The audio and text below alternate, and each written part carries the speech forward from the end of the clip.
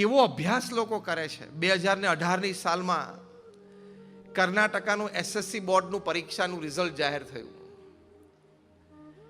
ત્યાંના માર્ક્સ ને સિસ્ટમ ને સબ્જેક્ટ્સ પ્રમાણે ટોટલ 6 વિષયોનું 625 માર્ક્સમાંથી રિઝલ્ટ પ્રકાશિત થાય. જે બોર્ડમાં પ્રથમ સ્થાને જે યુવાને આવ્યો એને 625માંથી 624 માર્ક્સ પ્રાપ્ત થયેલા. 625માંથી 624 એટલે કેવો દેખાવ કહેવાય, અદ્ભુત કહેવાય ને. અને આપણને 625માંથી 624 આવે તો કેટલો આનંદ થાય. આવે તો આવે તો આનંદ થાય, પણ આવે તો 624 આઉટ ઓફ 625. મોહમ્મદ કૈફ આ યુવાનનું નામ એ નિરાશ થઈ ગયો. તમે ગૂગલ ઉપર આ નામ મૂકીને સર્ચ કરજો એ story. Karnataka SSC result 2018 Mohammad Kaif એ નિરાશ થઈ ગયો અને એને માર્કશીટ લેવાની મનાઈ કરી દીધી કે આ માર્કશીટ મને ખપે નહીં. 625માંથી 625 મારા માર્ક્સ મારા નામ નીચે લખેલા હોય તો જ હું માર્કશીટને અડું, બાકી હું અડું નહીં.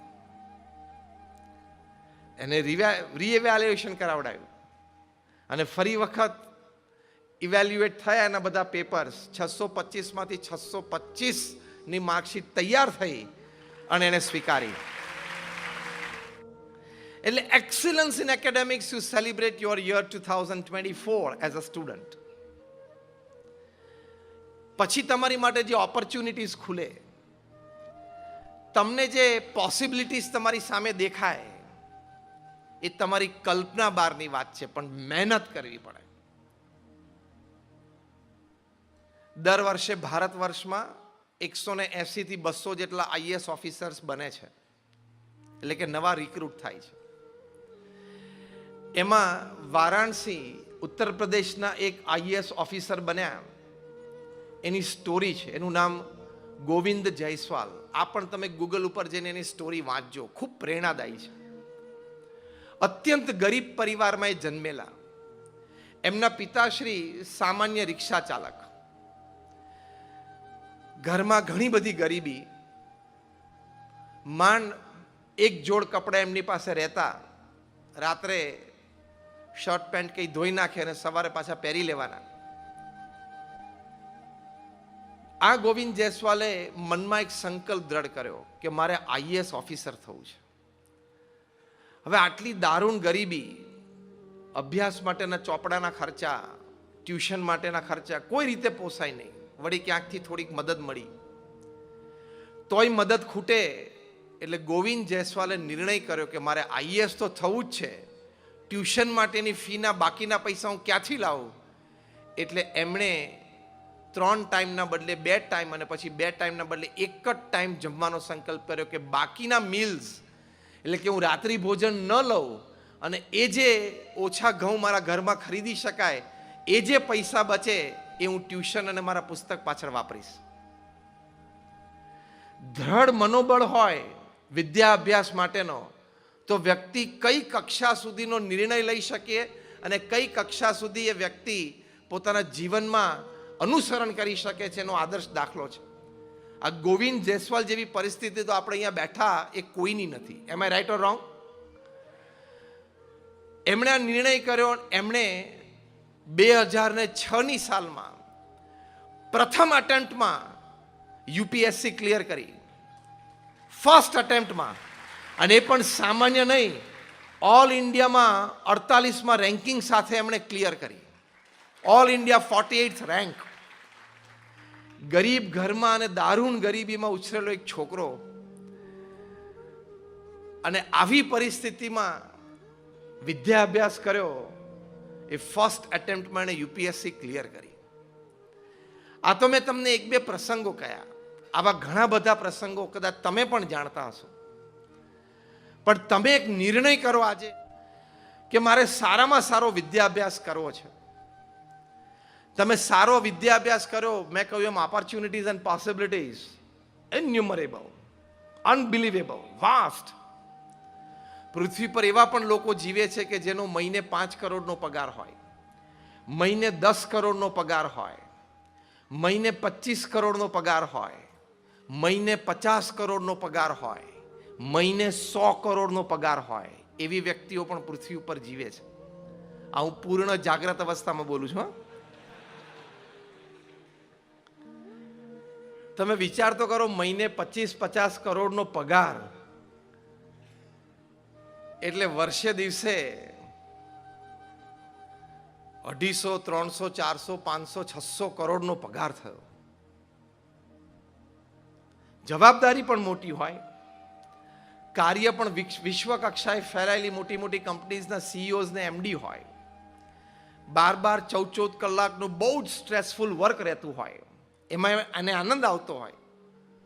કારણ કે વિદ્યાર્થી અવસ્થાથી માંડીને એમણે એ પુરુષાર્થ માટેની લગ્ની લગાડી છે, પ્રયત્ન કર્યો છે અને સફળ થયા છે. એટલે વિદ્યાભ્યાસ વખતથી જે પુરુષાર્થની આદત એ આગળ એને ચલાવીએ તેને સ્ટ્રેસ લાગતો નથી. એટલે આ કક્ષા સુધી તમે બેઠેલા સૌ પહોંચી શકો છો. Do you believe that if you decide you can? Yes or no? Give me a broader one, louder one with your hands raised. Do you believe? આપણે બધા જ માનીએ છીએ કે હું પ્રયત્ન કરું તો હું પણ આ મોહમ્મદ કૈફની જેમ અથવા ગોવિંદ જયસ્વાલની જેમ અથવા તો આવા પગારદાર વ્યક્તિઓની જેમ હું પણ એ કક્ષાએ પહોંચી શકું. તમને જીવનનો સંતોષ થાય, તમે 5-15 જગ્યાએ સારા મદદરૂપ થઈ શકો, તમારી પાસે વ્યવહારિક અને સંબંધોની છૂટ રહે એટલે સમાજના ઘણા સારા કામો આવતી પેઢી માટે તમે કરી શકો. Ultimately you feel satisfied. છાતી ઉપર હાથ મૂકીને તમે તમારી જાતને 80-90 વર્ષે કહી શકો કે yes, I lived my life. એ કહી શકો એ સેલિબ્રેશન ઓફ 2024. એટલે એક નિર્ણય લેવાનો કે એક્સિલન્સ ઇન એકેડેમિક્સ. અને થઈ શકે. પરમ પૂજ્ય મહંત સ્વામી મહારાજ મુંબઈમાં બિરાજમાન હતા એ વખતે ત્યાં સ્થાનિક સત્સંગ પ્રવૃત્તિના સંતોએ આપણા એક યુવાનને સ્વામીશ્રી પાસે આશીર્વાદ માટે લઈ આવ્યા. 10મા અને 12મા ધોરણમાં એનો દેખાવ ખૂબ સારો, પણ નીટની એક્ઝામ નજીક આવતી હતી, ખબર નહીં એને એક કોમ્પ્લેક્સ ડેવલપ થયો, એક ફિયર ડેવલપ થઈ કે હું ક્લિયર કરી શકીશ કે નહીં, સારો દેખાવ કરી શકીશ કે નહીં. એટલે ફિયર ઘૂસી ગઈ હતી મનમાં. એમણે સંતોને વાત કરી છે અને સંતો પછી એમને પ્રમુખ મહંત સ્વામી મહારાજ પાસે લઈ આવ્યા. 2017-18ની વાત. મહંત સ્વામી મહારાજે ખૂબ પ્રેમથી એને આશીર્વાદ આપ્યા અને પછી એનો હાથ પકડીને મહંત સ્વામી મહારાજ બોલ્યા, આઈ કેન. એ યુવક પાસે રિપીટ કરાવડાવ્યું કે તું બોલ કે આઈ કેન. એ યુવક બોલ્યો કે આઈ કેન. મહંત સ્વામી મહારાજે કીધું કે તારે રોજ પોતાની જાતને આ દ્રઢતા કરાવવી. અને એ યુવાનને એ મુલાકાતથી, એ પ્રેરણાથી એને મનોબળ દ્રઢ થયું. હી decided that he can and he did. સારી રીતે એને નીટ ક્લિયર કરી. તો જો આપણને આવા મહાપુરુષો પાસેથી પણ બળ છે, હિંમત છે, અને ભારત દુનિયાનો સૌથી યુવા દેશ છે, આપણે ધારીએ તો શું ન કરી શકીએ. 73 વર્ષે આપણા પ્રધાનમંત્રી પણ યુવાને શરમાવે એવી શક્તિથી જો કામ કરતા હોય તો આપણે તો ખરેખર યુવાન છીએ.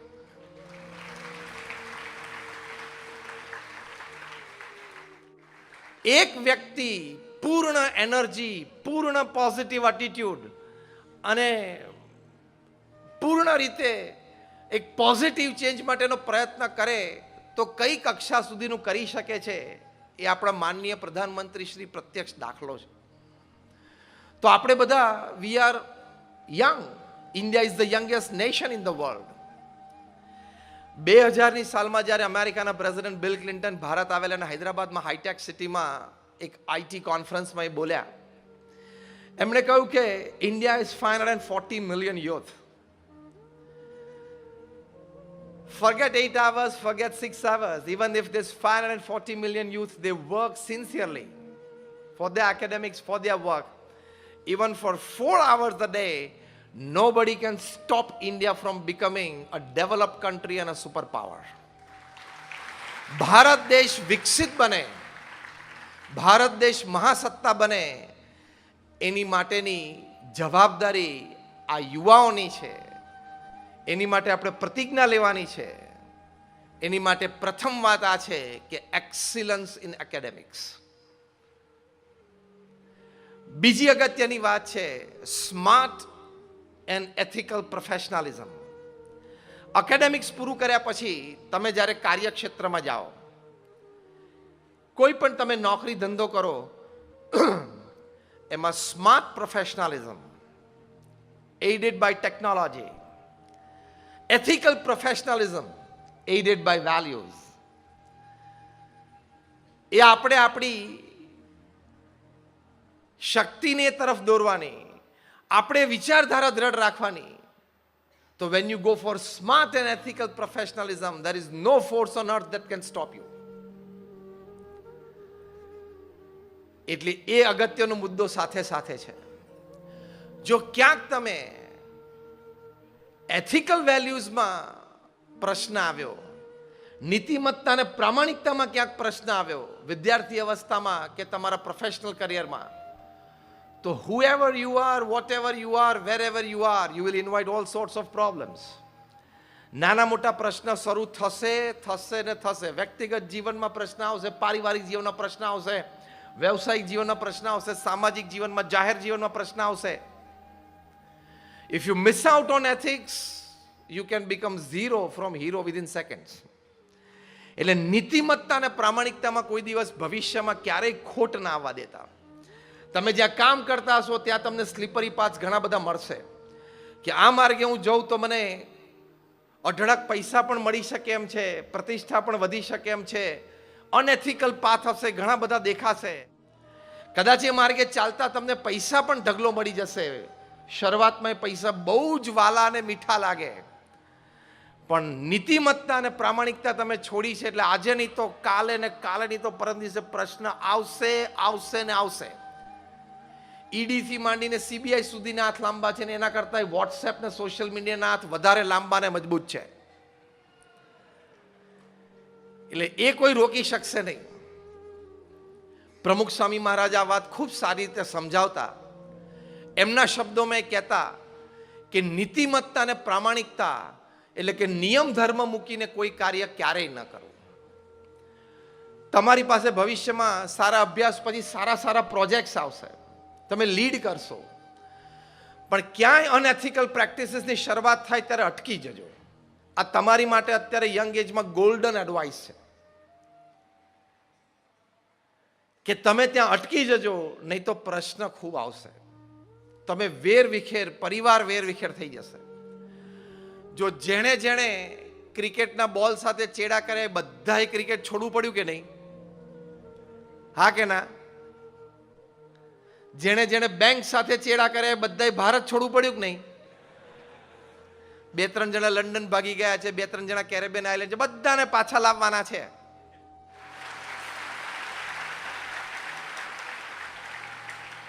અને દિલ્હીમાં Tihar with wide arms open is ready to hug them. 2018ની સાલમાં સાઉથ આફ્રિકા અને ઓસ્ટ્રેલિયા વચ્ચે ક્રિકેટ ટેસ્ટ મેચ ખેલાયેલી. Australia was touring South Africa. એક ટેસ્ટમાં ત્રીજા દિવસે ટી બ્રેક સુધીમાં ઓસ્ટ્રેલિયાના એ વખતના કેપ્ટન સ્ટીવ સ્મિથ, જે આ વખતે વર્લ્ડ કપમાં પણ એના એક બેટ્સમેન હતા, એ સ્ટીવ સ્મિથને અંદાજ આવી ગયો કે આપણે આ ટેસ્ટ હારી જશું. ટી બ્રેક વખતે એમને ઓપનિંગ બેટ્સમેન ડેવિડ વોર્નર સાથે, જે વાઇસ કેપ્ટન હતા, એની સાથે મસલત કરી. જે ડેવિડ વોર્નર ઓસ્ટ્રેલિયામાં ઓપનિંગ બેટ્સમેન વર્લ્ડ કપમાં પણ હતા, કે આ ટેસ્ટ આપણે હારી જઈએ એવું લાગે છે. ત્રીજા દિવસનો ટી બ્રેક હતો, અંદાજ આવી ગયો. એટલે ડેવિડ વોર્નરે કીધું કે મને પણ અંદાજ આવી ગયો છે કે આપણે હારી જશું. કરવું શું? જીતવું તો છે જ, હારવા તો ના જ જોઈએ. અનએથિકલ પ્રેક્ટિસ મગજમાં ઘૂસી કે કંઈક ખેલ કરીએ, આપણે હારવું નથી, રમત છે, હારી જવાય. 10 મેચ સળંગ જીત્યા પછી પણ ફાઇનલ હારી શકાય. It's okay, it's okay. અઘરું છે. આપણે અહીંયા બેઠા છીએ, પણ જે વ્યક્તિઓ છે ખેલાડી, એની માટે સ્વીકારવું બહુ જ અઘરું છે. આપણે માની શકીએ ને આપણે હમદર્દીથી એમની સાથે છીએ, પણ એમ કે થઈ શકે, આ જીવન છે. એટલે કંઈક ખેલ કરીએ, શું તો કે ટી બ્રેક પછી નવો બોલ લઈએ અને આપણે એક પ્લેયરને સિલેક્ટ કરીએ અને ખિસ્સામાં એક સેન્ડ પેપર આપીએ. એની પાસે જ્યારે જ્યારે બોલ આવે ત્યારે એને બોલના સીમની એક બાજુ સેન્ડ પેપર ઘસીને એક બાજુની શાઇન ઘટાડવી, એટલે કે રફ કરી દેવો, બીજી બાજુ શાઇન હોય. એટલે કેમેરુન બેનક્રોફ્ટને સિલેક્ટ કરવામાં આવ્યો કે તું ખિસ્સામાં એક સેન્ડ પેપર રાખ અને તને મિડોન પર ફિલ્ડિંગ આપીએ. એટલે ઘણા બધા બોલ શરૂઆતની 5 ઓવરમાં પેસ બોલર્સ એવા નાખે કે સામાન્ય ડિફેન્ડ કરે તોય મિડોન તરફ રોલ થતો થતો બોલ જાય, તારા હાથમાં આવે ત્યારે ગોળ ફરી અને ખિસ્સામાં સેન્ડ પેપર છે એક બાજુ ઘસવાનો. એટલે બોલની શાઇન સીમની એક બાજુથી ઉતારી દેવાની. હવે નવો બોલ હોય, સીમની એક બાજુ શાઇન હોય ને એક બાજુ રફ થાય ને એટલે રિવર્સ સ્વિંગ થવા શરૂ થઈ જાય. અને આ બધા ઓસ્ટ્રેલિયાના બોલર્સ 90-95 માઇલ્સ પર આવરની ડિલિવરીઝ નાખતા હોય, એમાં રિવર્સ સ્વિંગ શરૂ થાય એટલે બેટ્સમેનને બહુ જ તકલીફ પડે. 2 ફૂટ કટ થાય બોલ અને 95 માઇલ્સ પર આવરની ડિલિવરીઝ પડતી હોય, ડેડલી થઈ જાય. એટલે આ ભાઈએ આ કામ શરૂ કર્યું. 2-5 વખત કર્યું હશે. એક વખત આમ કાઢીને ઘસતા હતા, સીસીટીવી કેમેરામાં પકડાઈ ગયું કે આ કંઈક ઘસે છે. એટલે સ્ટુડિયોમાં રિપ્લે થયું 2 વાર. ઓફિશિયલ્સને બોલાવવામાં આવ્યા કે he is rubbing some object against the ball. See એટલે રિપ્લે 2-3 વખત સાઉથ આફ્રિકાના ક્રિકેટ બોર્ડે ઓફિશિયલ્સે જોયો કે 100% કંઈક ઘસે છે.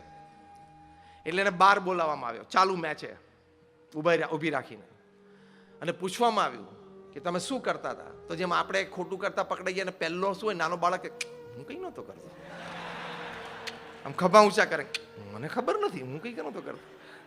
જે આપણે બધાને નાનપણથી ટેવ છે. એટલે કે ના મને કંઈ ખબર નથી. તેને પોતાને રિપ્લે બતાવવામાં આવે કે આ તારો રિપ્લે છે, ટીવી જો સ્ક્રીન, આ શું ઘસતો હતો. તો કે ઘસતો નતો, આંગળી ઉપર વાગેલું ને એટલે આંગળી રબ કરતો. No there was some object, see this. ખિસ્સું ખોલ. એટલે પછી વિડીયો ચાલુ હતો, કેમેરા ચાલુ હતો, ખિસ્સામાંથી એને સેન્ડ પેપર કાઢ્યું અને કન્ફેસ કર્યું કે મેં આ સેન્ડ પેપર ઘસ્યું છે. પણ મેં એટલે કર્યું મારા કેપ્ટને કહેલું એટલે. બોલાવો સ્ટીવ સ્મિથને બહાર. સ્ટીવ સ્મિથને બહાર બોલાવ્યો, એની ઇન્ટ્રોગેશન ચાલુ કરી, એને કન્ફેસ કર્યું. સ્ટીવ સ્મિથ કે મને આ વિચાર આવેલો પણ એકચ્યુઅલી એક્ઝિક્યુશન ડેવિડ વોર્નરે કર્યું છે, એને બહાર બોલાવો. પકડાય ને ત્યારે આખી સ્ટ્રિંગ પકડાય, સમજી રાખજો, એ આખી સ્ટ્રિંગ પકડાઈ જાય. ત્રણેયનું ઇન્ટ્રોગેશન કર્યું, ત્રણેય કન્ફેસ કર્યું. એટલે સાઉથ આફ્રિકન ક્રિકેટ બોર્ડે ઓસ્ટ્રેલિયન ક્રિકેટ બોર્ડને ફોન કર્યો કે તાત્કાલિક ઓફિશિયલ્સ અહીંયા આવો, તમારા ખેલાડીઓએ મોટું કૌભાંડ કર્યું છે. ઓસ્ટ્રેલિયાના પ્રાઇમ મિનિસ્ટરને જાણ થઈ એસીબી દ્વારા, એટલે ઓસ્ટ્રેલિયન ક્રિકેટ બોર્ડ દ્વારા. એટલે પ્રાઇમ મિનિસ્ટરે કીધું કે ઇન્વેસ્ટિગેશનમાં કોઈ મણા રાખતા નહીં, જે દોષિત હોય એને સજા થવી જ જોઈએ, કારણ કે આ દેશની આબરૂનો સવાલ છે. એટલે ત્યાં તાત્કાલિક ચાર્ટર ફ્લાઇટથી એસીબીના ઓફિશિયલ્સ આવે, એ લોકો સાથે ઇન્ક્વાયરી કરી, વાતચીત કરી, સાથે બેઠા, બધું કબૂલ્યું. તાત્કાલિક ચાલુ ટેસ્ટે 3 જણાને આદેશ થયો બોર્ડનો કે લીવ સાઉથ આફ્રિકા.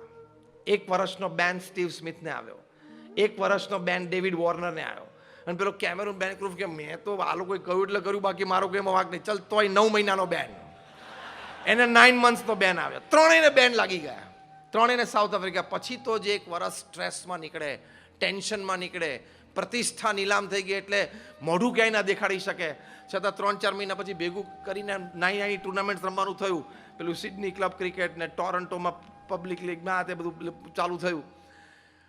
6 મહિના પછી પબ્લિક એપેરન્સમાં સ્ટીવ સ્મિથ આવ્યા અને એમને પૂછવામાં આવ્યું, હવે સાંભળજો બરોબર, સ્ટીવ સ્મિથને પૂછવામાં આવ્યું કે તમે આ કેમ કર્યું? તમને ખબર નહોતી કે તમે બહુ જ ડેન્જરસ માર્ગ ઉપર જાઓ છો? તમને ખબર નથી કે તમે તમારા દેશની આબરૂ અને ઇજ્જત નીલામ કરવા બેઠા છો? તમારાથી આ થયું જ કેમ? સ્ટીવ સ્મિથે કહ્યું કે ઓસ્ટ્રેલિયન ક્રિકેટમાં એક કલ્ચર ડેવલપ થયું છે કે વિન એટ ઓલ કોસ્ટ, ગમે તે ભોગે જીતવાનું જ. અને અમને સ્પષ્ટ કહેવામાં આવ્યું છે કે you are not paid to play, you are paid to win. તમને રમવા માટેનો પગાર અમે નથી આપતા બોર્ડ, તમને જીતવા માટેનો પગાર આપીએ છીએ. કલ્ચર જે ડેવલપ થયું છે ને એટલે છૂટકો નથી. આવું કલ્ચર આપણે ક્યાંય ડેવલપ ન થવા દેવું. ડેવલપ થયેલું હોય તેમાંથી નીકળી જજો. જ્યાં પણ ભવિષ્યમાં તમે કંપનીમાં કામ કરો તો, તમારી પોતાની કંપની તમે એસ્ટાબ્લિશ કરો તો આ કલ્ચર ડેવલપ ન થવા દે. ગમે તે ભોગે આપણું ટેન્ડર પાસ થવું જોઈએ. એ જે ગમે તે ભોગે છે ને એ તમને ક્યાં સુધી લઈ જશે ને ખબર નહીં પડે.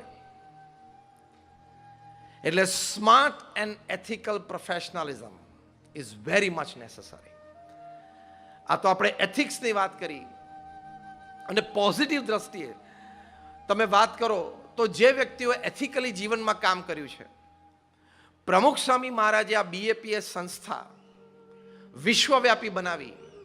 એ 1971માં જ્યારે ગુરુપદે આવ્યા ત્યારે BAPS સંસ્થા બહુ નાની સામાન્ય હતી. ત્યાંથી આજે યુનાઇટેડ નેશન્સમાં એક પરમેનન્ટ સીટ સુધીના દરજ્જા સુધી પ્રમુખ સ્વામી મહારાજને મૂકી દીધી. Pramukh Swami Maharaj was a one man show, one man organisation, એક વ્યક્તિ સંસ્થા હતા. એમના જીવનકાળ દરમિયાન એમના ગુરુપદે 45 વર્ષમાં એમણે 1300થી પણ વધારે સંસ્થાઓ સમાજ સેવામાં મૂકી દીધી. Hospitals, hostels, schools, colleges, community centre, સંસ્કાર કેન્દ્ર, હરિમંદિર, મંદિર, અક્ષરધામ. 45 વર્ષમાં 1300 સમાજ સેવા સંસ્થા સમાજની વચ્ચે કાર્યરત મૂકી દીધી. એટલે દર 15મા દિવસે પ્રમુખ સ્વામી મહારાજે એક સંસ્થાની ભેટ સમાજને આપી. એટલે કે દર 15મા દિવસે કાં તો એક હોસ્પિટલ, કાં તો હોસ્ટેલ્સ, કાં તો કોલેજ, કાં તો કમ્યુનિટી સેન્ટર, સંસ્કાર કેન્દ્ર, હરિમંદિર, મંદિર, અક્ષરધામ તૈયાર થઈ જાય. That means at any given time there are 30-40 projects in the pipeline. તો જ થઈ શકે. એક જમીન સંપાદન થવી, એ જમીન સંપાદન થાય લીગલી ક્લિયર થવી, ત્યાં શું કરવાનું છે BAPS ટ્રસ્ટી બોર્ડમાં નક્કી થાય. હોસ્પિટલ, હોસ્ટેલ, સ્કૂલ, કોલેજ, મંદિર. પછી BAPS is an NPO, non profit organisation, એટલે ફંડ્સ ચેરિટી રૂપે સમાજમાંથી ઊભા થાય. આર્કિટેક્ટ્સ પ્લાન ડિઝાઇન કરે, પ્લાન્સ ગવર્મેન્ટ બોડીઝમાંથી પાસ થાય. પછી ટેન્ડર્સ ડિશ આઉટ થાય, કોન્ટ્રાક્ટર નક્કી થાય. એ કોન્ટ્રાક્ટર બાંધકામ શરૂ કરે, ખાતવિધિ થયા પછી એ સંસ્થા, એની ઇમારત તૈયાર થઈ જાય, એનું ઉદ્ઘાટન સમારોહ નક્કી થાય. એ સંસ્થા ચલાવવા માટે 2, 5, 7, 10 સમર્પિત સ્વયંસેવકો જોઈએ, એ મળી જવા. બીજો પેઇડ સ્ટાફ એ નક્કી થઈ જાય. ઉદ્ઘાટન સમારોહ થાય ને એ સંસ્થાને સમાજની સેવા મૂકી દેવાની. આ જમીન સંપાદનથી માંડીને સંસ્થાને સમાજની સેવામાં મૂકવી, એ આખી જે સ્ટોરી મેં તમને કીધી, એ પ્રમુખ સ્વામી મહારાજે 45 વર્ષ સુધી દર 15મા દિવસે પૂરી કરી. It's beyond the ken of human intelligence. માણસની બુદ્ધિમાં ન બેસે એ કાર્ય એમણે કર્યું, પણ એથિકલી કર્યું. નીતિમત્તા અને પ્રામાણિકતાને ક્યારેય લેશ માત્ર નેવે ન મૂક્યા. નેવે મૂક્યા તો બહુ મોટા શબ્દો, તેની સાથે કોઈ દિવસ બાંધછોડ ના કરી. પ્રમુખ સ્વામી મહારાજને પૂછવામાં આવ્યું કે કયો વિચાર તમારા મનમાં હંમેશા રહે છે? એમણે કહ્યું કે જે વિચાર મને ક્યારેય નથી આવ્યો એ હું તમને કહું પહેલા. That was more interesting. આપણને કોઈ પૂછે કયો વિચાર તમને ક્યારેય નથી આવ્યો, એ પકડાવો જોઈએ ને કે આ વિચાર મને ક્યારેય નથી આવ્યો. આપણે બધા જ આવી ગયા હોય. પ્રમુખ સ્વામી મહારાજે કહ્યું, કોઈનું પણ અહિત થાય એવો વિચાર મને જીવનમાં ક્યારેય નથી આવ્યો. કેટલું એથિકલ વર્કિંગ કહેવાય. અત્યારે મહંત સ્વામી મહારાજની ઉંમર, પ્રગટ ગુરુહરિ BAPS સંસ્થાના administrative and spiritual head of BAPS, 91 વર્ષની ઉંમર છે. 91 વર્ષની ઉંમરે આ BAPS જેવી એક આટલી મોટી આંતરરાષ્ટ્રીય સંસ્થા ચલાવવી. એટ ધ એજ ઓફ 91 એમની મૂવમેન્ટ તમે જુઓ, એમનું ઇન્વોલ્વમેન્ટ તમે જુઓ. 91 વર્ષે કોઈ વ્યક્તિ આટલું કાર્ય કરી જ ના શકે. આટલી બધી જવાબદારી વચ્ચે એથિકલ. રોજ સવારે દુનિયાના બધા જ દેશોના નામ મહંત સ્વામી મહારાજ સ્મરણ કરે છે. એક એક દેશનું નામ બોલે છે અને દેશના લોકો સુખી થાય એની માટે પ્રાર્થના કરે છે. His morning starts with prayers for the world. કેટલું એથિકલ વર્કિંગ કહેવાય. તો આ સ્માર્ટ અને એથિકલ વર્કિંગ માટે હંમેશા આપણે પ્રયત્ન કરો. તમે રતન ટાટાનું નામ સાંભળ્યું હશે. 2008માં જ્યારે તાજ અને ઓબેરોય ઉપર આતંકવાદી હુમલો થયો પછી એમણે જે એમના કર્મચારીઓ મર્યા એના પરિવાર માટે, જે પરિવારજનો માટે જે કર્યું છે, એ કોર્પોરેટ જગતમાં એક અદ્વિતીય દાખલો થઈ ગયો. અને પીપલ સે only Tata can do it. એમણે કહ્યું કે મારે ત્યાં કર્મચારી મર્યો છે, એનો આજીવન, એટલે કે એના પરિવારને આજીવન એમનો જે પગાર હતો એ ચાલુ રહેવો જોઈએ. એટલે કે એમના પત્ની જીવે ત્યાં સુધી એ કર્મચારીનો પગાર દર મહિને એમના પત્નીના એકાઉન્ટમાં જમા થવો જોઈએ, લાઈફ ટાઈમ. જે કર્મચારી મર્યા છે એ તમામના સંતાનોની પૂર્ણ અભ્યાસની જવાબદારી ટાટા ટ્રસ્ટ લે છે. જે ઇન્જર્ડ થયા છે અને ગમે તેવો ખર્ચો થાય એ ટાટા ટ્રસ્ટ ભોગવશે. જે મૃત્યુ પામ્યા છે એમના સ્વજનોને અગ્નિ સંસ્કાર માટે બોલાવવાનો અથવા તો એમને એ મૃતદેહ પાછો પોતાના ગામ કે શહેરમાં લઈ જવો હોય તો આવવા જવાને પ્લેનના ભાડાની વ્યવસ્થા, તમામ વ્યવસ્થા ટાટા કરશે. એ લોકો લેવા માટે આવે તો 1 રાત 2 રાત એમને રોકાવાનું થાય તો ટાટાની હોટલ્સમાં એ લોકોને 5 સ્ટાર હોટલમાં બધી ફ્રી સર્વિસીસ મળશે. જે મૃત્યુ પામ્યા છે એના પરિવારમાંથી એક વ્યક્તિને તાત્કાલિક એ યોગ્યતા હોય, એટલે કે ઉંમરની દ્રષ્ટિએ, બાકી બીજી કોઈ યોગ્યતા નહીં, એ ઉંમર હોય તો તાત્કાલિક ગમે ત્યાં એને ટાટામાં જોબ શરૂ થઈ જાય અને એને લાઈફ ટાઈમ જોબ. શું એથિકલી વ્યક્તિ વાત કરે છે. રતન ટાટા પોતે ઇન્ટરવ્યુમાં બોલ્યા કે if I have decided to spend 500 crores to rebuild Taj, I have to spend another 500 crores to rebuild the lives of the families of my employees who have passed away.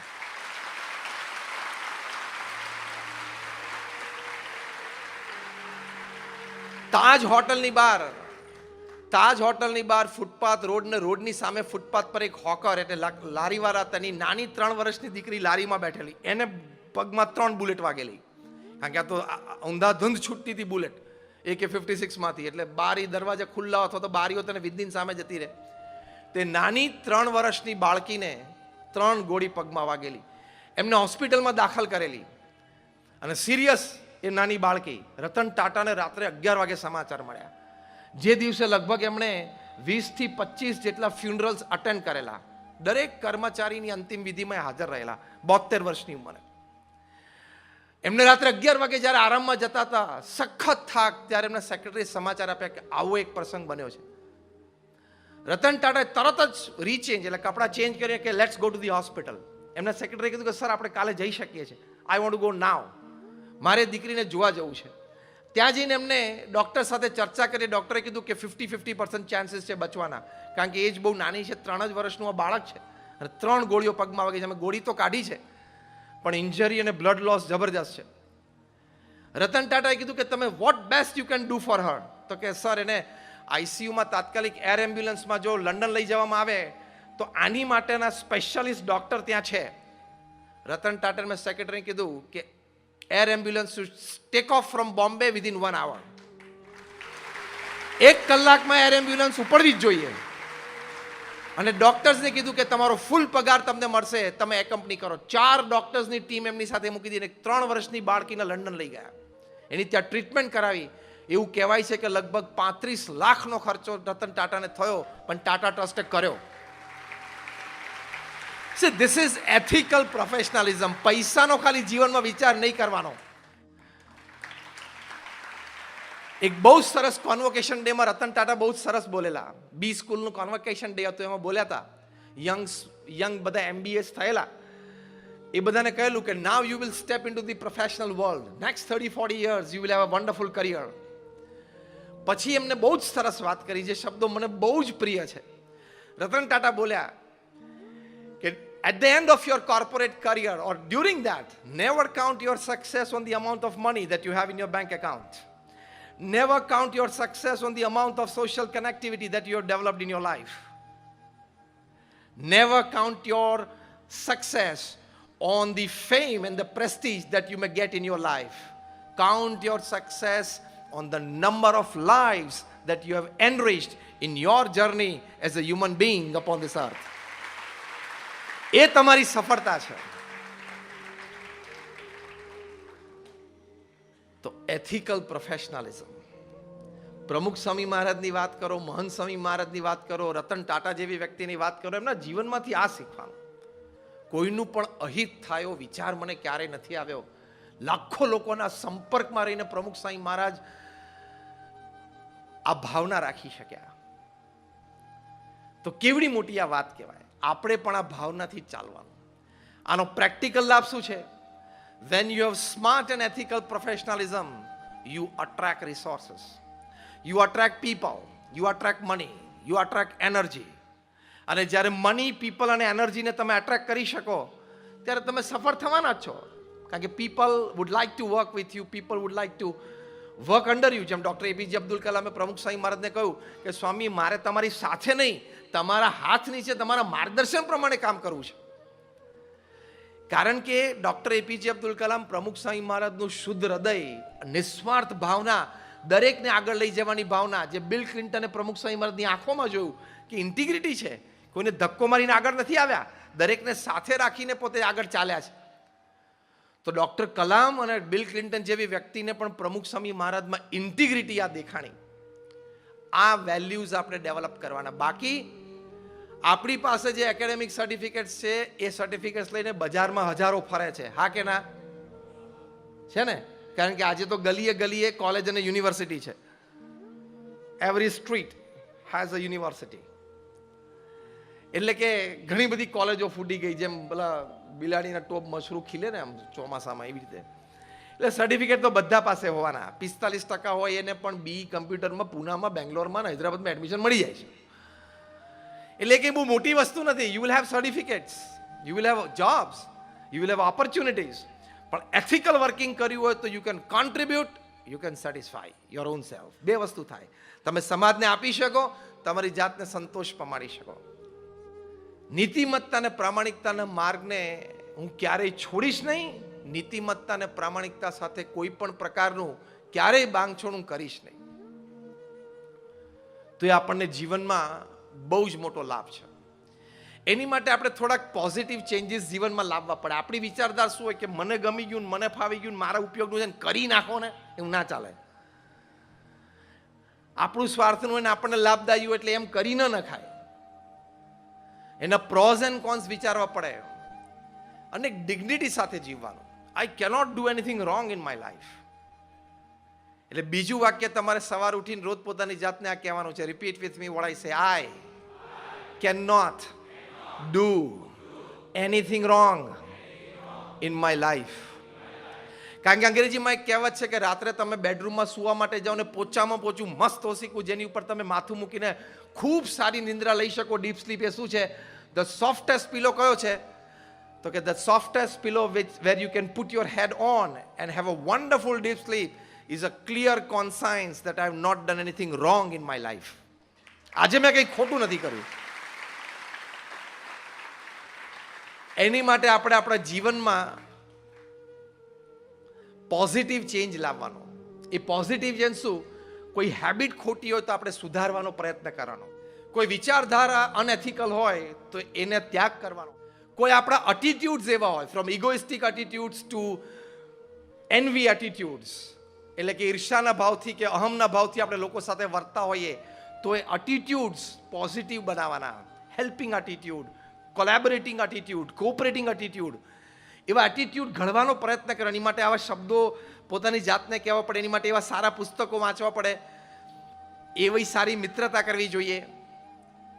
તો એ એટીટ્યુડ્સ આપણા ચેન્જ થાય. તો એ આદતો, વિચારો કે અભિગમો which રિફ્લેક્ટ્સ into expressions, personality and character, તો એમાં જ્યારે પોઝિટિવિટી આવે એટલે થોડુંક આમ પોઝિટિવ ચેન્જ. કારણ કે જો આ તો ચેન્જિંગ દુનિયા છે. હા, દિવસે દિવસે બદલાતી રહે છે. If you don't make a positive change you will lag behind. જો ફેક્સ મશીન આવ્યું ને, ફેક્સ કિલ્ડ પોસ્ટકાર્ડ. હા કે ના? Fax killed postcard, email killed fax, પછી વોટ્સએપ કિલ્ડ SMS. હા કે ના? Mobile phone almost killed wrist watch. હવે જેને પહેરવાના, મોંઘી પહેરવાના શોખ છે એ બધા જ પહેરે છે, બાકી આપણે મોબાઈલમાં જ ટાઈમ છે. એટલે mobile phone killed wrist watch, it killed tape recorder, it killed radio, it killed TV as well almost. Uber killed yellow cab. Internet killed library. Internet killed library. આખી લાઇબ્રેરી આપણે ઇન્ટરનેટમાં આવી ગઈ. Google killed dictionary, Wikipedia killed encyclopedia. Changing world છે. Netflix, OTT platforms killed cable TV. હા કે ના? Cable TV લોકો જોતા હતા, પણ ઓટીટી આવ્યા. જેટલા નેટફ્લિક્સ જોતા હશે ને બીજા ઓટીટી પ્લેટફોર્મ છે તેમાંથી 70%ને ઓટીટીનું ફૂલ ફોર્મ નથી આવડતું. હા, હમણાં તમને પૂછ્યું ને 70% નહીં આવડે. ઓટીટી એટલે over the top. OTT platforms બધા એ આવી ગયા એટલે કેબલ ટીવી બધા ખલાસ થઈ ગયા બિચારા. કેબલ કનેક્શન આપીને તમને પિક્ચરો દેખાડતા હતા એ બધાનો કાર્યક્રમ પૂરો થઈ ગયો. ever changing world. You have to keep the stride. You have to change. Otherwise, you will not create an impact. તમે તમારી લાઈફની ઇમ્પેક્ટ નહીં ક્રિએટ કરી શકો. એટલે બહુ જ ચેન્જિંગ વર્લ્ડ છે. એટલે ઈગો અને એનવી બે બાજુ પર મૂકી દેવાના. અહમ અને ઈર્ષા એટલા માટે બાજુ પર મૂકવાના. પ્રેક્ટિકલી પણ તમે વિચારો, અહીં બેઠા છો કે તમે બસ સ્ટેન્ડ પર ઊભા હો કે તમારી કોલેજમાં હો, every third person besides you is in some way more intelligent and talented than you. Do you believe that? તો પછી અહમ ક્યાં રાખવાનો? દર ત્રીજો વ્યક્તિ તમારી બાજુ ઊભો છે, તમારી રીતે કોક ક્ષેત્રમાં તો બુદ્ધિશાળી આવડતવાળો છે જ. પછી અહમ ક્યાં રહ્યો? અને ઈર્ષાથી ખોટા તમે બળો એનો કોઈ અર્થ નથી. એની કરતાં એના જેવા ગુણ પ્રાપ્ત કરો. એ ભગવાન સ્વામિનારાયણ વચનામૃતમાં પોઝિટિવ ઈર્ષા શીખવાડી છે, which is very unique. Positive NV, કે જેના પ્રત્યે તમે ઈર્ષા હોય ને એમના જેવા ગુણ તમે શીખો તો તમને કરવાનો અધિકાર છે. પણ એની પ્રત્યે ઈર્ષા રાખો, હવે નપાસ થાય તો સારું, ને પાછો પડે તો સારું, ને એની નોકરી જાય તો સારું, એ તો બહુ હલકા વિચારો કહેવાય. Make your self so strong. આપણે આપણી જાતને જેટલા મજબૂત ના કરીએ કે આપણને કોઈના પ્રત્યે ઈર્ષાભાવ જાગે જ નહીં. Be a positive competitor. That is the positive change you must make to celebrate 2024. કોઈના પ્રત્યે માન ઈર્ષાનો ભાવ નહીં. એ છે, એ સારા છે, હું છું, હું સારો છું. એ એના નસીબનું, એના પુરુષાર્થનું, એના ભાગ્યનું, ને એની ઉપર થઈ ભગવાનની કૃપા એનું ભોગવે છે. હું મારા પુરુષાર્થનું, મારા ભાગ્યનું અને મારી ઉપર ભગવાનની કૃપા એનું હું ભોગવું છું. He is he, I am I. Let's go. Simple. આવો પ્રોફેશનલ એટીટ્યુડ તમે રાખો ને તો ઈર્ષા જતી રહે. પૂર્ણ આધ્યાત્મિક માર્ગથી તો ઈર્ષા જતી રહે છે, પણ આવો પ્રોફેશનલ એટીટ્યુડ રાખો ને તો ઈર્ષા જતી રહે. હા, એ છે, એનું કામ કરે છે, હું મારું કામ કરું, ઇટ્સ ફાઇન, ઇટ્સ ઓકે. તો ઈગો અને એનવી જતા રહે ને, યોર આઈઝ ઓપન. અંગ્રેજીમાં એક કહેવત છે, close I to open eye. ખબર પડી? Close capital I to open eye. I બંધ થાય એટલે આઈ ઓપન થાય. એટલે તમને ઘણું બધું સાચું સારું દેખાય, પ્રેરણાદાયી વસ્તુઓ દેખાય. તમે નાની વ્યક્તિ પાસેથી પણ પ્રેરણા લઈ શકો. સચિન તેંડુલકર ઇન ઇઝ હે ડેઝ, જ્યારે પીક ઉપર હતા ત્યારે ચેન્નાઈમાં એક રેસ્ટોરન્ટમાં રાત્રે જમવા ગયેલા. પેલા વેઇટરને જેને એ ટેબલની સર્વિસ મળેલી એ તો ખુશ થઈ ગયો કે હું તો સચિનનો ફેન છું, આજે સચિનને હું સર્વ કરીશ. 2-3 વખત સર્વ કર્યું અને પ્રેમથી મૂક્યું. એટલે એકાદ વખત સચિને પણ એમની સામુ જોઈને એમને સ્માઇલ આપીને હેલો હાવ આર યુ પૂછ્યું. એટલે એને આનંદ થયો કે સચિન મારો આઈડોલ, એણે મારી સામુ જોયું, વાત કરી. 4th-5મી સર્વિંગમાં આવ્યો, 4th-5th હેલ્પિંગમાં આવ્યો, એટલે એને હિંમત જાગી કે મારે કંઈક કેટલાય વખતથી કહેવું છે ને તો સચિનને કહું. એટલે એમણે સચિન સામે આમ બેન્ડ થઈને કહ્યું કે sir, I have a small suggestion for your batting.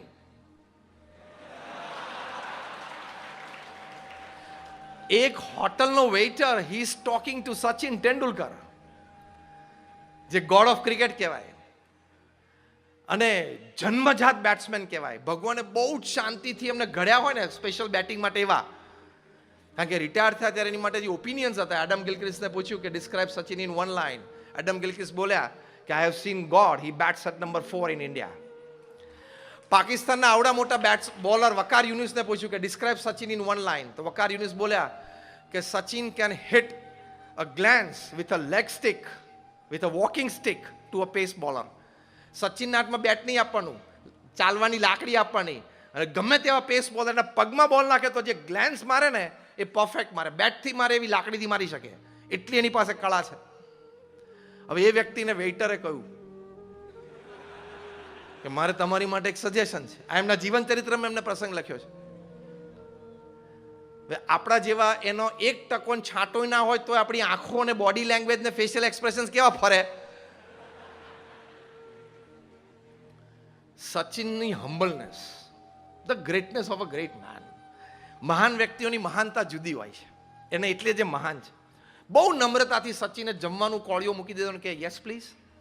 અને પેલાએ કહ્યું કે સર, તમે જે એલ્બો ગાર્ડ પહેરો છો ને તમારા લેફ્ટ હેન્ડનો, આઉટર હેન્ડનો, એ તમારા એલ્બોની સેજ ઉપર જાય છે, આટલો બહાર નીકળે છે. એટલે તમે જ્યારે બોલને ફૂલ હુક કરો છો, આમ વેસ્ટ હાઈ કે ચેસ્ટ હાઈ બોલ હોય એને ફૂલ હુક કરો છો, ત્યારે તમારું બેટ એ સ્ક્વેર લેગ સુધી જ ફરે છે. ડીપ ફાઇન લેગ સુધી તમારા હુક ને પુલ શોટ્સ જતા નથી.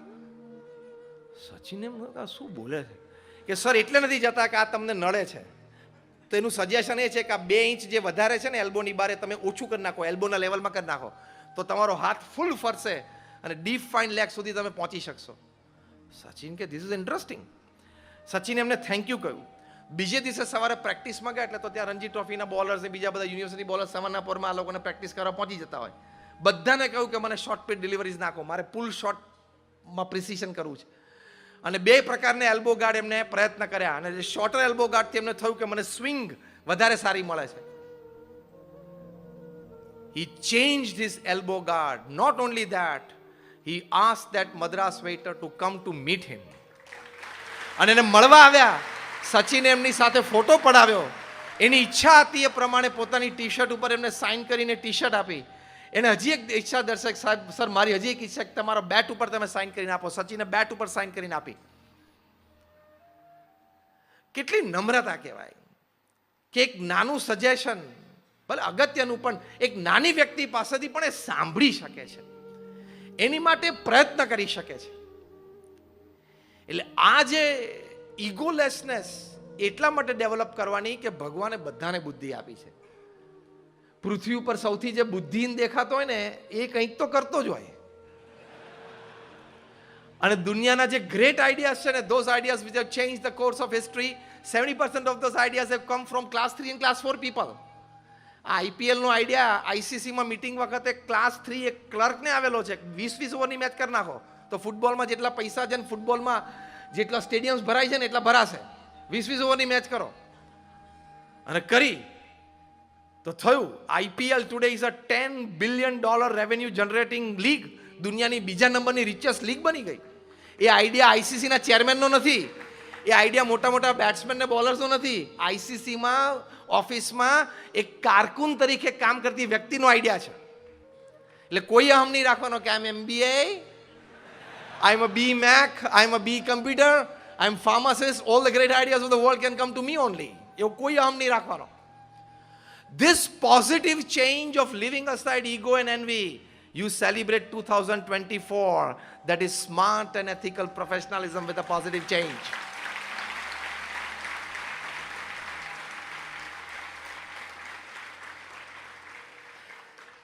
એ પોઝિટિવ છે. મહંત સ્વામી મહારાજ 83 વર્ષની ઉંમરે પોતાના જીવનમાં એક પોઝિટિવ ચેન્જ લાવ્યા. પ્રમુખ સ્વામી મહારાજ એમને BAPS સંસ્થાના વડા બનાવ્યા ત્યારે એમની ઉંમર 2016ની સાલમાં 83 વર્ષની હતી. દુનિયામાં એકમાત્ર કંપની એવી નથી કે જેના CEO કે MD કે એક્ઝિક્યુટિવ ચેરમેન જે રોજિંદા અફેર્સ જોતા હોય એ 83 વર્ષની ઉંમરે જવાબદારી લે. કોઈ 83 વર્ષની વ્યક્તિ ઘરના 5 સભ્યોની પણ જવાબદારી ના લઈ શકે. તમારા ઘરની આજુબાજુ કોઈ 80-90 વર્ષની વ્યક્તિ હોય તો આખો દિવસ શું કરે તમે જોજો. શિયાળો શરૂ થશે એટલે 2 જણા ખુરશી ઉપર એને ઉચકીને બહાર તડકે બેસાડશે અને ત્યાં તડકો બહુ લાગશે એટલે 2 વાર લાકડી પછાડશે એટલે 2 જણા ઉચકીને પાછા અંદર લઈ જશે. 83 વર્ષે મહંત સ્વામી મહારાજે હસતા મુખે BAPS સંસ્થાની જવાબદારી સ્વીકારી. અને BAPS સંસ્થામાં ખાલી આધ્યાત્મિક ગુરુ નહીં, વહીવટી વાળા, એટલે કેટલા બધા એડમિનિસ્ટ્રેટિવ ડિસિઝન્સ એમને લેવાના હોય, મીટિંગોમાં એન્ગ્રોસ થવાનું હોય, વડીલ સંતો પાસેથી બધી વાત ચર્ચા સાંભળવાની હોય, એક નિર્ણય આપવાનો હોય. He has to engage himself. Mental energy એટલી બધી વપરાય. He has to keep an emotional equilibrium to balance the decisions. આ લેવલનો આપણને કોઈને અનુભવ જ નથી, અમને તમને. પણ 83 વર્ષે BAPS એક સંસ્થા છે, પણ તમે MNC લોકો મલ્ટીનેશનલ કોર્પોરેશનની કોઈ વ્યક્તિ 83 વર્ષે CEO તરીકે જવાબદારી સ્વીકારે કે હું આ રોજિંદા અફેર્સમાં 8-10 કલાક આપીશ. He made a positive change કે મારા ગુરુ પ્રમુખ સ્વામી મહારાજનો મને આદેશ છે, મારી ઉંમર 83 એ તો મારે જોવાની જ નથી. I will carry on the affairs. અને આ બધી વાતોમાં પહેલાના વર્ષોમાં એ કંઈ બહુ ભણેલા નહીં, છતાં એ પૂર્ણ રીતે ભણીને અત્યારે આ BAPS સંસ્થાનો આટલો મોટો બધો વહીવટ ચલાવે છે અને પરફેક્ટલી ચાલે છે. Where Pramukh Swami Maharaj left, he started. Same speed, rather double. પ્રમુખ સ્વામી મહારાજની એવરેજ આવી દર 15મા દિવસે એક સંસ્થાની ભેટ. મહંત સ્વામી મહારાજની એવરેજ આવી દર 8મા દિવસે એક સંસ્થાની ભેટ. He has doubled the speed. આવો positive change physical, mental, emotional બેલેન્સમાં આપણે લાવી શકીએ તો that is how you can celebrate your year 2024.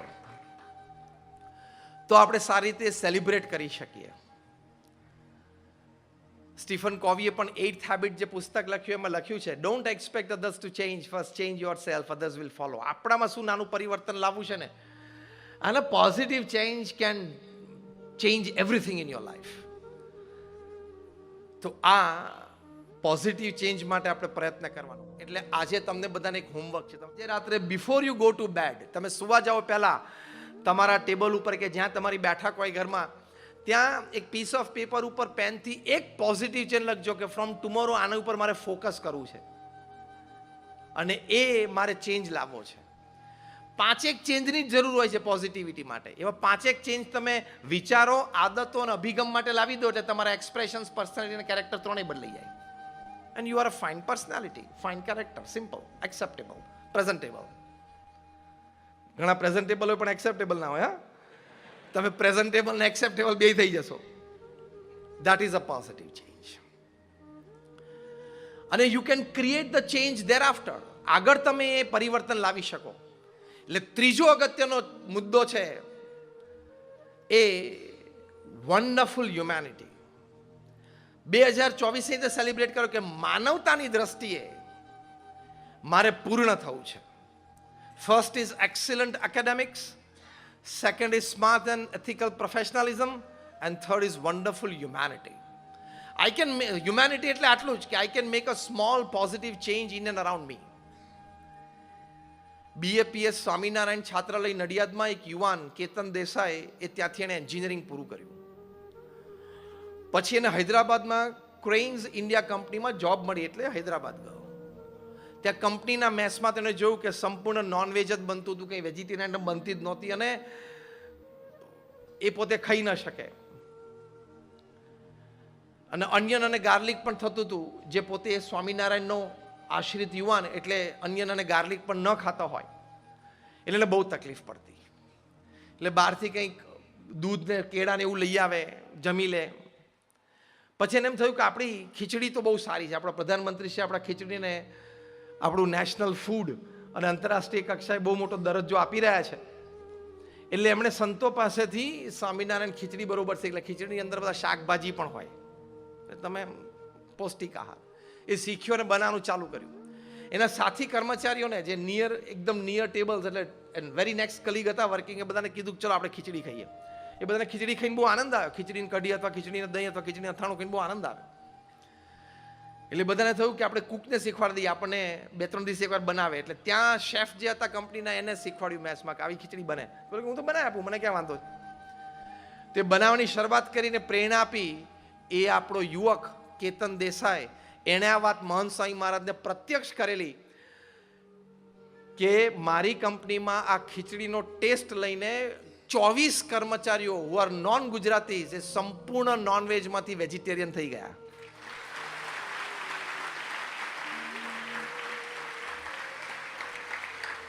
એટલે નાના મોટા સમાજમાં સકારાત્મક પરિવર્તન માટે તમારે ક્યાં મોટા વ્યક્તિઓ તો જ થઈ શકે, તમારી પાસે બહુ મોટું ફંડ હોય ને તમે મોટી સંસ્થા ચલાવો તો જ થઈ શકે એવું માનવાનું નહીં. Wherever we are, we can create a small change in the society. તમે ગૂગલ ઉપર એક નામ નાખજો, મિસ્ટર પી પોનમરિયપ્પન. એ તામિલનાડુમાં એક બાર્બર છે. તામિલનાડુનું મેલીપુરમમાં તુતિકોરનમાં એ પોતે એની શોપ, એનું સલૂન ચલાવે છે. એણે કહું કે મારા ગામમાં મારે લોકોને એક સારી આદત કેળવાવી છે. એક વિચાર આવ્યો એટલે એણે શું કર્યું, સલૂનમાં એક લાઇબ્રેરી ઊભી કરી. પહેલાં તો 15-25 પુસ્તકથી. અને ત્યાં શું મૂક્યું કે અહીંયા વેઇટિંગમાં તમે બેઠા હો એ વખતે કોઈ પણ પુસ્તક વાંચો, ભલે 2, 5, 7, 10 પાના વાંચો, અને આ પેન અને આ પેપર છે એમાં તમારે એનો જીસ્ટ 3-4 લીટીમાં લખવાનો, તો તમને 30% ઓફ. એક વિચાર. તો લોકો વેઇટિંગમાં અમે બેસવાનું છે અને એ વખતે તો બીજું તો શું કરે, આપણને ખબર હોય છે ઘણી વખત બીજું શું કરું. સવારના પોરમાં મોબાઈલ. સવારે ઉઠીને પહેલું કામ પથારીમાંથી બહાર નીકળ્યા પહેલા મોબાઈલ, અને એમાં ઓન કરે, ડેટા ચાલુ કરે અને લીલું બટન ચાલુ કરે. એટલે શું? વોટ્સએપ. અને 5, 15, 25, 50 મેસેજ આવે એટલે એને આનંદ થાય, મજા આવે કે આટલા બધા લોકોએ સવારના પોરો મને ગુડ મોર્નિંગ વિશ કર્યું છે, એટલે આનંદ થાય. એમાંથી એકાદ ફૂલડું તમને ગમે, ગુડ મોર્નિંગ, એટલે એ ફૂલડાનું તમે શું કરો? જો બધાને કહો ફોરવર્ડ કરો, બીજા ગ્રુપમાં નાખો. એટલે આ ગુડ મોર્નિંગના મેસેજમાંથી એક ફૂલડું તમને ગુડ મોર્નિંગનું ગમ્યું એટલે તમે ઉચકીને બીજા ગ્રુપમાં નાખો, એટલે અમદાવાદથી એ ફૂલડું મુંબઈ જાય. મુંબઈ વાળા કોકને ગ્રુપમાંથી ગમે એટલે મોકલે દુબઈ ને લંડન. ચોથે દિવસે ન્યુયોર્ક પહોંચે, 5મા દિવસે નૈરોબી પહોંચે, 6ઠ્ઠા દિવસે દિલ્હી પહોંચે, અને 7મા દિવસે બધાને ખબર 7મા દિવસે પાછું તમારી પાસે આવી જાય. એમાં પાછો બપોરી એમ કોઈક નવરો ને થોડું ક્રોપ ચોપ કરે, પાછું એકાદું પાંદડું કાઢે ને એકાદું અડાડે, અને ગુડ મોર્નિંગ આમ લખ્યો આમ લખાવડા કે ગોઠવે પણ જવા દે પાછું. એટલે પાછી યાત્રા શરૂ. આટલો જ કાર્યક્રમ હોય. તમે માનો છો તો the red button that is YouTube and the green button that is WhatsApp, it has the power to consume your whole lifetime. આ યુટ્યુબ અને વોટ્સએપમાં તમારી આખી જિંદગીનો બધો સમય ખાઈ જવાની તાકાત છે. આપણને બધાને અનુભવ છે ને કે લાલ બટનને એકવાર અડીએ અને પછી અડધો ફૂટ, 1 જ ફૂટ દૂર હોય, બીજી વખત અડતા કલાક થઈ જાય છે, ખબર છે ને? અંદર અંદર અંદર અંદર તમને ક્યાંય લઈ જાય. You are wasting your time, you are wasting your mental energy. આપણા માનનીય પ્રધાનમંત્રી શ્રી નરેન્દ્રભાઈ મોદીએ બહુ જ સરસ વિદ્યાર્થીઓને હમણાં થોડા 6-8 મહિના પહેલા એક પ્રસંગે વાત કરી કે એ બધા ઉપર તમે બીજાના વ્યક્તિત્વ, બીજાએ શું કર્યું, બીજાએ નાની મોટી શું વાત કરી, એ જાણવાનો આટલો બધો શું કામ પ્રયત્ન કરો છો? એટલો સમય તમારા પોતાના વ્યક્તિત્વને ખીલવવા માટે તમે પ્રયત્ન કરો તો લોકો તમને એ યુટ્યુબ ઉપર ને વોટ્સએપ ઉપર શોધશે. Prepare your self. બહુ સરસ વાત મોદીજીએ કરી. આપણે આટલો બધો સમય એની માટે શું કામ બગાડવો? એની માટે કેટલા ભયંકર રોગ થાય છે ખબર? તમે ડિજિટલ ડિઝીઝીસ શરૂ થયા છે. ડિજિટલ ડિઝીઝીસ, અત્યાર સુધી ફિઝિકલ અને મેન્ટલ ડિઝીઝ હતા, હવે ડિજિટલ ડિઝીઝીસ શરૂ થયા.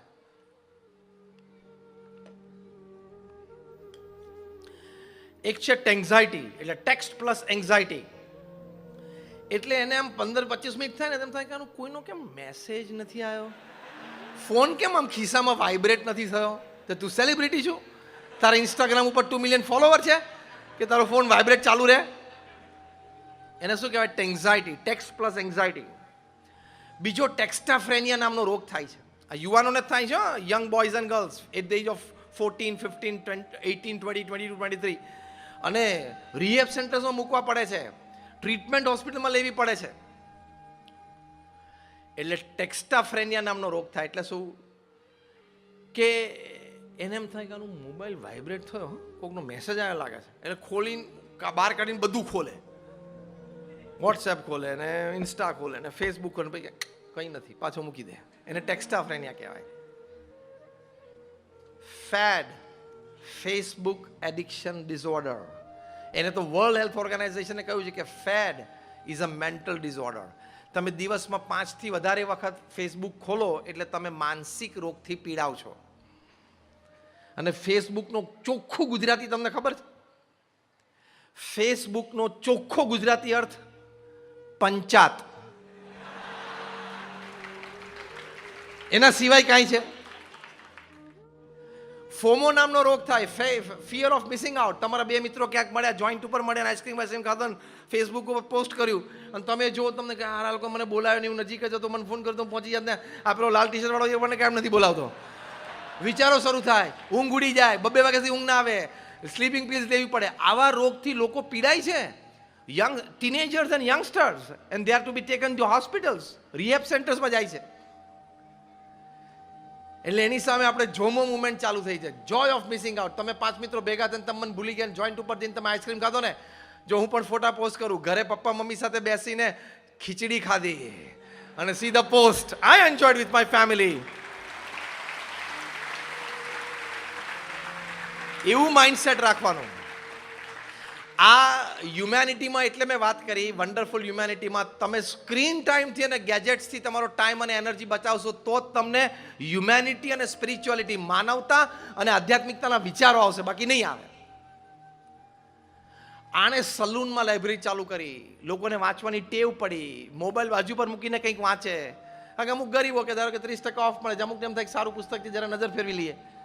એમ કરતાં કરતાં આજે આ પોન મરિયપ્પન નામના બાર્બરે એમના આખા ગામમાં દરેકને વાંચવાની ટેવ પડાવી. એના ગામમાં દરેક વ્યક્તિના ઘરે 15-25 પુસ્તકો એ લોકોએ જાતે વસાવ્યા અને ત્યાં લોકો વાંચતા થયા. Habit of reading cultivated.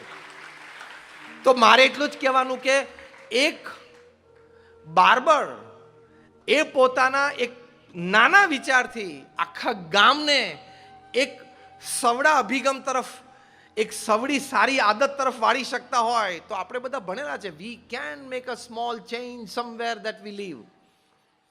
અને આપણે બધા સંકલ્પ રાખવાનો કે before I die, before I leave this earth, I will make a small positive change at a place where I found it. The place that I found it, I want to make it a bit better. જે સ્થાન મેં જે રીતે જોયું એના કરતાં મારે થોડુંક તો સારું કરવું છે. જે લોકોને હું મળ્યો એનામાં થોડી સારપ તો લાવવી જ છે. That is humanity. તો આવા ઘણા બધા પ્રસંગો છે કે નાની વ્યક્તિ, મેં તમને કેતન દેસાઈની એના 24 કર્મચારીઓને વેજીટેરિયન કર્યા. મહંત સ્વામી મહારાજને આ પ્રસંગ એમને સંભળાયો. મહંત સ્વામી મહારાજે 2 હાથ ઊંચા કરીને એની માટે તાલીઓ પાડી, એપ્રિશિએટેડ હિમ. તો આ કેતન દેસાઈ એક યુવાન, એક એન્જિનિયર અથવા એક બાર્બર, એ આટલો એક પોઝિટિવ ચેન્જ લાવી શકે માનવતાની દ્રષ્ટિએ, તો આપણે પણ સક્ષમ છીએ. અને ચોથી વાત અને અંતિમ વાત છે એ staunch devotee of god, profound devotion towards god. ભગવાન પ્રત્યેની શ્રદ્ધા હંમેશા દ્રઢ રાખવી. પ્રમુખ સ્વામી મહારાજ એક વાત બહુ સરસ બોલતા, એમને શબ્દ હું કોટ કરું છું. પ્રમુખ સ્વામી મહારાજ કહેતા કે જીવનમાં શ્રદ્ધા અને ભક્તિ દ્રઢ કરવા. એમના વિશાળ અનુભવ પરથી કહેતા. અને યુ વુડ બી સરપ્રાઇઝ, 50,000થી પણ વધારે રિસર્ચ પેપર્સ પ્રોડ્યુસ થયા છે in national international seminars and conferences by men of science. ખાલી મેન ઓફ રિલિજન એટલે કે અમે સંતો દ્વારા નહીં, કે how some aspect of religiosity કે સ્પિરિચ્યુઆલિટી, પ્રાર્થના છે, નામ સ્મરણ છે, મંદિરે દર્શન છે, સત્શાસ્ત્રનું વાંચન છે, એવી કંઈક વાત પ્રાર્થના કે આધ્યાત્મિકતા સંબંધી એ તમને ફિઝિકલી, મેન્ટલી, ઇમોશનલી કેવી રીતે લાભદાયી છે એના પ્રસંગો છે. તમે આજે જ રાત્રે ગૂગલ કરીને યુનિવર્સિટી ઓફ માયામીની વેબસાઇટ ઉપર જજો. એ લોકોએ વર્ષો સુધી સર્વે કર્યો કે what advantage a believer has over a non believer. ભગવાનમાં માનનારી વ્યક્તિ અને ભગવાનમાં નહીં માનનારી વ્યક્તિ બંને વચ્ચે તફાવત, અને વિશેષ તો માનનારી વ્યક્તિને નહીં માનનારી વ્યક્તિથી શું વિશેષ લાભ છે. લગભગ 10 વર્ષનો સર્વે એ લોકો 4,000 વ્યક્તિ ઉપર કર્યો. એમાં 2,000 group 1 was a believer group, 2,000 group 2 હતો, એ નોન બિલીવર ગ્રુપ હતું. એ લોકો કન્ક્લુઝન પેપરમાં લખ્યું છે યુનિવર્સિટી ઓફ માયામીમાં કે ધ બિલીવર ગ્રુપ, એમાં પહેલો મોટો મુદ્દો મેં જોયો, the level of tolerance and acceptance was found to be much better. આ જીવનમાં કેટલો મોટો લાભ છે કે તમારામાં સહન શક્તિ અને સ્વીકારવાની ભાવના અન્ય વ્યક્તિઓને, અન્યના વિચારોને એ ખૂબ વધેલી ભગવાનમાં માનનારી વ્યક્તિઓમાં જોવા મળે છે. અત્યારે તમને આ ટોલરન્સ અને એક્સેપ્ટન્સનો એટલો મહિમા નહીં સમજાય, લગ્ન પછી વધારે સમજાશે. I am just joking and telling you in a lighter way. પણ ટોલરન્સ અને એક્સેપ્ટન્સ. બીજું લખ્યું છે the believer were better off in pursuing their short term and long term goals. એ પણ એનો મોટો લાભ એ લોકોએ ગણાવ્યો છે. બીજા ઘણા લાભ છે. તમે university of Duke, DUKE, any website ઉપર જજો. એ લોકોએ સર્વે કર્યો કે જે નિત્ય મંદિરે દર્શન કરવા જાય છે ને જે નથી જતા એના વચ્ચે શું તફાવત છે. નિત્ય ન જતા હોય તો અઠવાડિયે 2 વાર જતા હોય, 15 દિવસે એકાદ વખત જતા, અથવા મહિનામાં 1-2 વખત જતા હોય, એટલું મિનિમમ કરતા હોય, ને જે કોઈ ધર્મસ્થાનમાં દર્શન માટે ન જતા હોય, એ બંને વચ્ચે તફાવત શું છે. Again 2,700 people were surveyed for 10 years. અને યુનિવર્સિટી ઓફ ડ્યુકે લખ્યું કે જે લોકો નિત્ય મંદિરે દર્શન કરવા શ્રદ્ધાથી અને વિશ્વાસથી જાય છે એ લોકોના જીવનમાં સ્ટ્રેસ, ડિપ્રેશન અને ટેન્શન નહીં જનારી વ્યક્તિ કરતાં સરખા સંજોગોમાં 40% ઓછો જણાયો. દુઃખદ ઘટનાઓ શોકિંગ દુઃખદ ઘટનાઓ તો દરેકના જીવનમાં બને છે, ભગવાનનો ભક્ત હોય કે અભક્ત હોય દરેકના જીવનમાં બને. પણ જે નિત્ય મંદિરે દર્શન કરવા જાય છે એના જીવનમાં દુઃખદ ઘટનાઓ જે નહીં માનનારના જીવનમાં બને છે એવી જ બનતી હોય છે, પણ એવી ઘટનાઓમાં એને સ્ટ્રેસ, ટેન્શન, ડિપ્રેશનના 40% વધારે ઓછો અનુભવ થાય છે. આ મેં તમને સ્થૂળ લાભ કીધા, પણ રામાયણ, મહાભારત કે શ્રીમદ ભગવદ્ ગીતા, ભાગવત, ઉપનિષદમાં આપણને ભક્તિની રીત પણ શીખવાડી છે અને ભક્તિના લાભ પણ શીખવાડ્યા છે. તો એ નવધા ભક્તિની વાત છે ને ભગવાન પ્રત્યેની ભક્તિ, અને આ પ્રમુખ સ્વામી મહારાજ, મહંત સ્વામી મહારાજ જેવા સંત, એ સત્પુરુષ થકી એ માર્ગથી એ દ્રઢ થાય છે અને જીવનનો પૂર્ણ આનંદ, પૂર્ણ સંતોષ એ ભક્તિથી જ પ્રાપ્ત થાય. ખાલી તમારા ફિઝિકલ કમર્શિયલ અચીવમેન્ટ્સથી નહીં થાય, ભગવાન પ્રત્યેની શ્રદ્ધા ભક્તિથી જ પૂર્ણ સંતોષનો જીવનમાં અનુભવ થાય છે.